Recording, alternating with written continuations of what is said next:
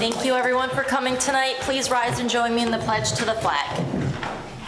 I pledge allegiance to the flag of the United States of America and to the republic for which it stands, one nation, under God, indivisible, with liberty and justice for all. Lynn, can you call roll? Mrs. Gusky. Here. Mr. Burke. Mr. Hand. Yep. Mr. Grover. Here. Mrs. Sullivan.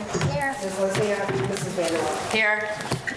Can I get a motion to approve the meeting minutes of our regular meeting held on September 17th? I'll make that motion. I'll second. Motion made by Bob, seconded by Roger. Any comments, questions, changes, corrections? All those in favor? Aye. Any opposed? Motion passes. Andy, how have you been? Excellent, thank you. What can we do for you this lovely evening? Let me see. I remember somewhere money being planned for a sidewalk on Tappan. Money being planned for, Sidewalk on Tappan, way back when Kriego was alive as a trade local line. do you mean down from Downer Street or do you mean actually up on Tappan? Up on Tappan. Okay. We set aside, what are the budget ones you have to come up with?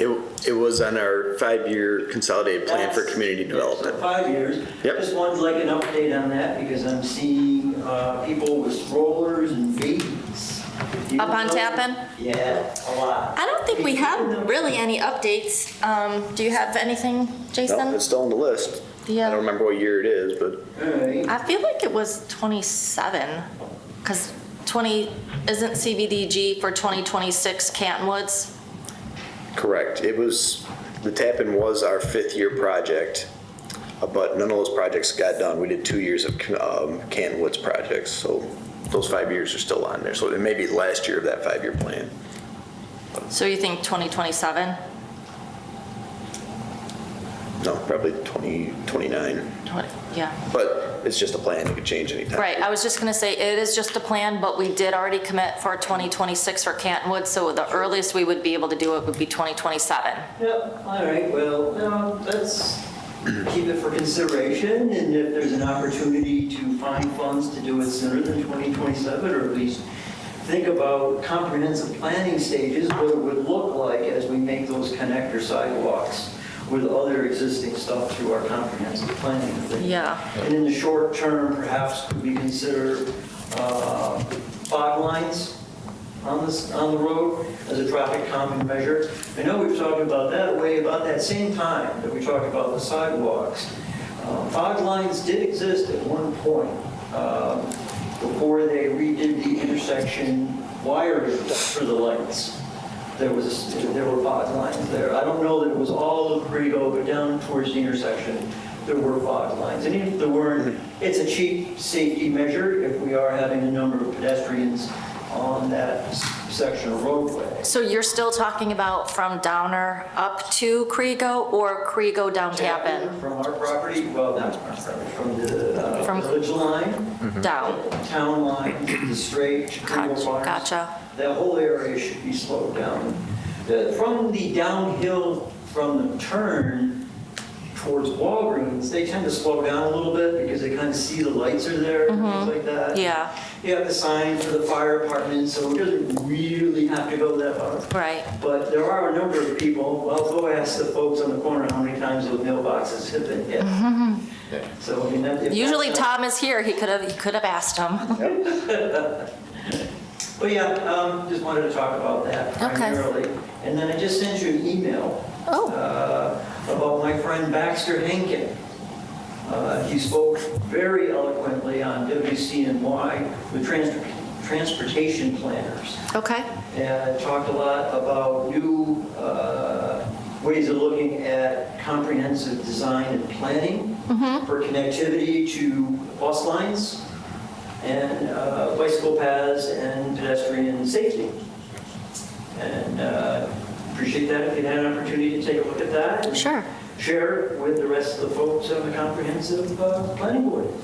So for your information, I just had a meeting with Syracuse Metro Metropolitan Transportation. They have the BRT, I think they call that? Yes. So we went down there, the 3 municipalities went down there to speak with them. There was also a representative from New York State.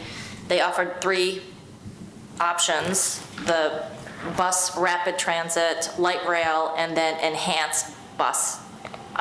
Who's still dreaming about light rail? Still, so it's funny because we went through this 2-hour meeting, and then at the end, when they presented the 3 options, they said, okay, we just want to take a poll. What is everyone thinking? So Camillus was there, or not Camillus, Cicero, Clay, Lysander, Baldwinsville, and Van Buren.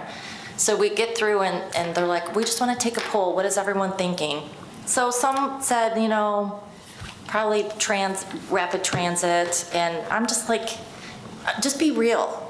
We don't have the ability to enhance Downer Street. Right. We don't have the ability to enhance Syracuse Street. You can't get a bus through the village 4 corners. So we're locked into what we can do unless the bus goes from Tops up 690 and then over that way and then follows Oneida Street. Did they talk about the Uber buses? No. So Uber buses, if you look on the plan, it's kind of hard to see. We had a representative at the Syracuse Urbanism Club, which is where I met Baxter. I also work with him as well, who was talking about their proposal that near the end lines, okay, you don't have to have a bus there all the time, because like say the Kriego Farms project existed. So you're not gonna send a full-size bus down there to get 2 people, right? Or 5, if you're lucky 5, right? So what they're talking about is being able to say, hey, we need a smaller bus over here, like at about 11. Okay.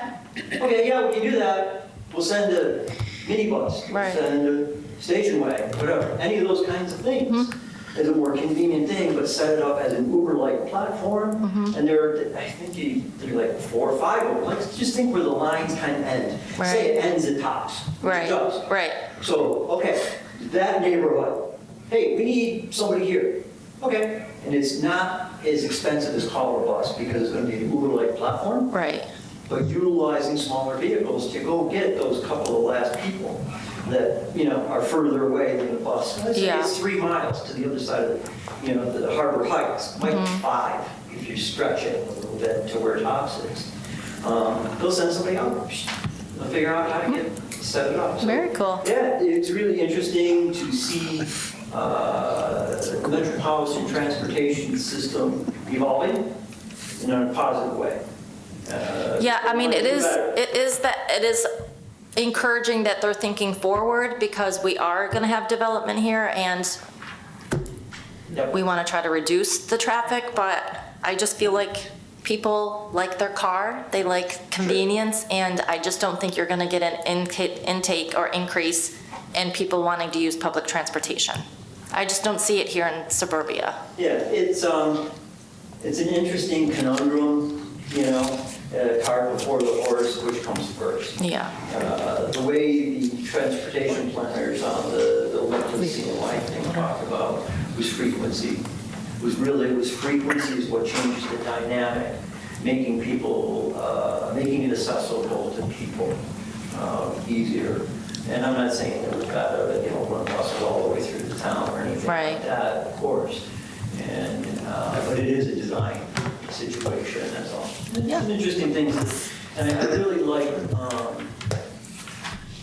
Baxter's background for talking about density and how to create density in a way, in a comprehensive plan that saves farmland, which is kind of key when you think about it. If you build in such a way that your people are here, you're not eating up all this giant farmland all the time. Right. And there's multiple ways to do that. There's a huge monster conversation. But yeah, I just wanted to introduce that. Okay. Because Baxter had sent me some reading that I only read 1 or 2, and I'll probably send. So you're pushing the reading onto me now. To share with others. There you go. All you do is press send. If you see something that's interesting, you think worth sharing with somebody, just go, okay, your turn too. Very nice. That's all. Thank you so much. I appreciate you a lot. Oh, well, thank you. Okay, moving on to our agenda. Number 1, we have no budget transfers, so we'll skip over that. Number 2, can I get a motion to adjourn our regular town board meeting and enter into a public hearing to hear comments on the proposed local law D-2025. I'll make that motion. I'll second. Motion made by Jenny, or Bob, seconded by Jenny. All those in favor? Aye. Any opposed? We are now in public hearing.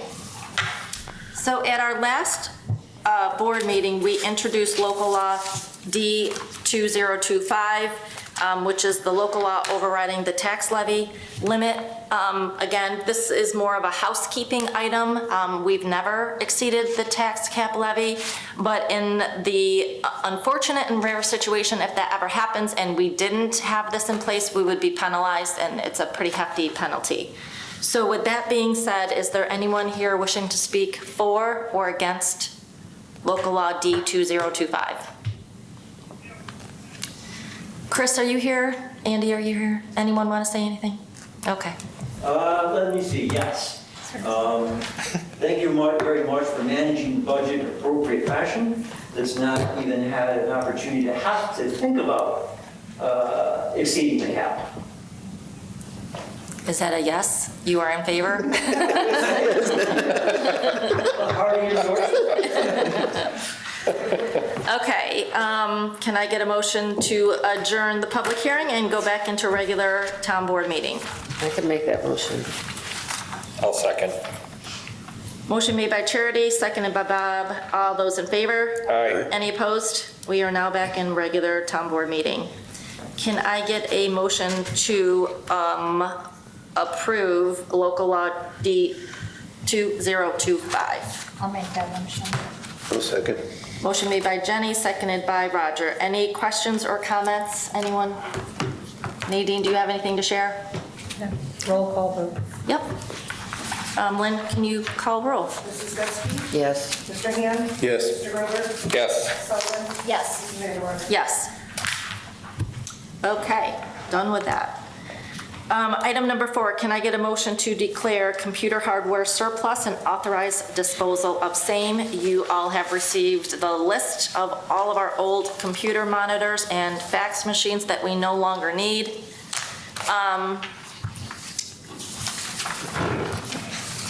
And we're getting rid of them. Can I get a motion? I'll make that motion. I'll second. Motion made by Bob, seconded by Jenny. Any other questions or comments? I'm sad Mike's not here. I don't know if he would be sad that we're getting rid of him or happy that we have upgraded everything. I'm sure the latter. Motion made by Bob, seconded by Jenny. All those in favor? Any opposed? Motion passes. During our work session, the board discussed the 2 dog control and cruelty agreements with CNY SPCA, and we're going to table those for right now. So we'll push those off till next month.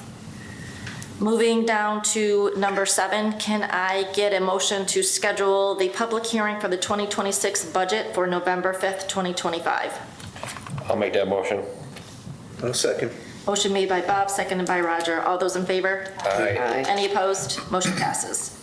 I should just say that the public hearing, we will introduce our budget for 2026. We have a public hearing. Our comptroller will be here to give a presentation, and then the public will be able to speak toward that budget. Okay, moving on to number 8. Can I get a motion to authorize the $113,000 check received from the highway vehicles and equipment sent to auction for surplus to be moved into highway vehicle reserve fund? I will make that motion. Second. Motion made by Bob, seconded by Jenny. So over the last couple months, Dave's done a great job going through his fleet and clearing out some vehicles that are either old, falling apart, not worth anything, and sent them to auction. We were able to sell everything and received a check from the auction company for $113,000. Instead of putting into your regular fund and have you tried to buy something this year that you really don't need, we're gonna put it into reserve and it's gonna stay there and you can use it at any time to buy any future vehicles. Perfect. So Thank we you very thought that much. was the most efficient and smart way to go with that. Motion made by Bob, seconded by Jenny. Any other questions or comments? Just use it wisely. Will do. All those in favor? Aye. Any opposed? Motion passes. I have a penciled in number 9.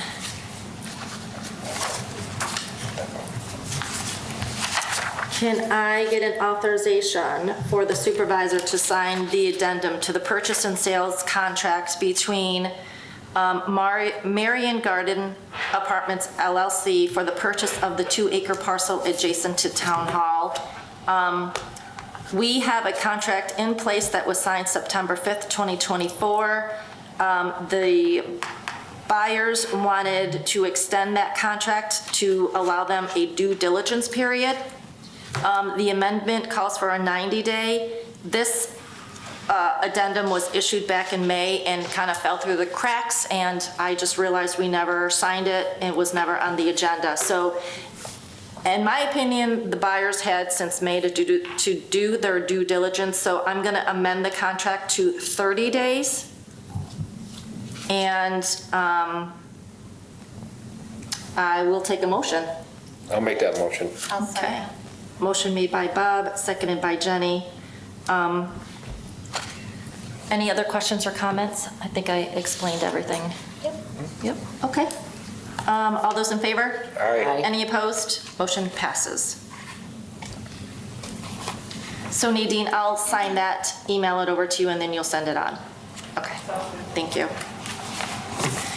And I have a penciled in number 10. Can I get a motion to authorize the supervisor to execute the annual software support contract with Williamson Lawbrook Company? This is the software that our buildings, that our codes office uses. This is just the annual renewal. There is a 5% increase in their fees for 2026, but we were expecting that. Can I get a motion? I'll make that motion. I'll second. Motion made by Charity, second by Bob. Any other questions or comments? All those in favor? Aye. Any opposed? Motion passes. And I'm sorry, just one more, a penciled in number 11. Can I get a motion to appoint Charles Gambino as Director of Code Enforcement, effective 10/2/25, at an annual salary of $65,000? I will make that motion. I'll second it. Motion made by Bob, seconded by Charity. Any questions or comments? I have to say, I'm excited to have him come on board. Going through the personnel committee, we had a chance to meet him twice, matter of fact, and I think he's going to be a great asset to our system. I really do. It'll be nice to get some additional help in there. Yes. So we have a fully staffed codes office again, and they can get through property complaints, open permits. There's been a few, and then we have a lot of development coming in the future. So this will be helpful for Proactive, yeah. our code enforcement officer now. So yeah. Motion made by Bob, seconded by Charity. Any other questions or comments? All those in favor? Aye. Any opposed? Motion passes. Counselor and committee reports. Charity? Got anything? Nothing from me tonight. Bob? Bobby? On behalf of Counselor Burke, he would like to have a public safety meeting Wednesday, October 8th at 9 a.m. at the Highway Garage. And other than that, I am all set. Okay. Jen? I have a change with Kenwood's Board of Directors meeting. It is scheduled for tomorrow at 7:45, but it has been rescheduled for next Thursday, the 9th, at 7:45. And I also wanted to just give everybody a reminder that there is a celebration on Paper Mill Island for the Erie Canal bicentennial, excuse me. There is a Seneca Chief boat that is going to be arriving. There's an art show, music, food trucks, and some history. And I believe our historian will be there as well. Wow. And that is this Friday. It starts from 4:30 to 7:30 at Paper Mill Island. So if I can brag a minute, I've been invited on the chief boat. So I get to ride it on Friday. Wow. You know. So see me in the messenger. Lori, are you going? Yeah. Okay. Thanks, Jen. Roger, anything? Nothing for me. Okay. Supervisor comments, I just have a couple. I got the codes reports for September. They closed out 7 building permits. They completed 20 building inspections, and they had, for new building permits issued in September, 16 new permits, fees totaling $9,174 for a value of almost $1 million, $985,200. So they are busy over there. I did just want to touch on the community survey that we put out in conjunction with the comprehensive land use plan. We did get some more data back from our consultant, and I just want to touch a little bit on it. Again, I think it's very interesting, and I really think that in the process of updating our comprehensive land use plan, this is going to be really key to where that lands. So some of the key takeaways from the survey from the residents: preservation of community character was a top priority, with a strong concern about overdevelopment and a desire to protect farmland and open space. Traffic congestion and infrastructure strain was frequently mentioned. A strong sense of community safety and family-friendly environment was a strength. And requests for expanded recreational opportunities such as walking and biking trails, public waterfront access, and community events. The age demographic of those who responded to the survey, highest percentage, 40%, was age group 35 to 54. And then the second largest was 26% at an age of 65 or older. The highest responses for a neighborhood was Harbor Heights, second was Seneca Knolls, and third was Village Green. The greatest impact on your choice to live or invest in Van Buren was the school district, and I have to say that's no shock to me because we have an amazing school district. The rural character was number 2, and close to family and friends was number 3. What was most important characteristic found in the town was a good place to raise a family, safe and close to major roads and interstates. The biggest concern with the town is overdevelopment of residential area and creating too much density, increased traffic, and increased crime. And what types of development would you encourage in the town? Protection of natural areas and more public outdoor recreation.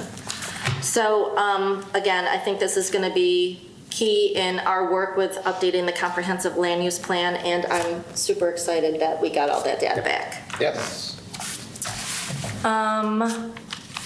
I also just wanted to mention that we just wrapped up our 2023 CBDG grant of $50,000, which was earmarked for Snowdale Park.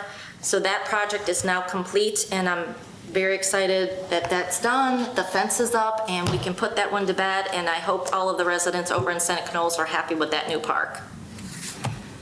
And with that being said, we will be going into an executive session.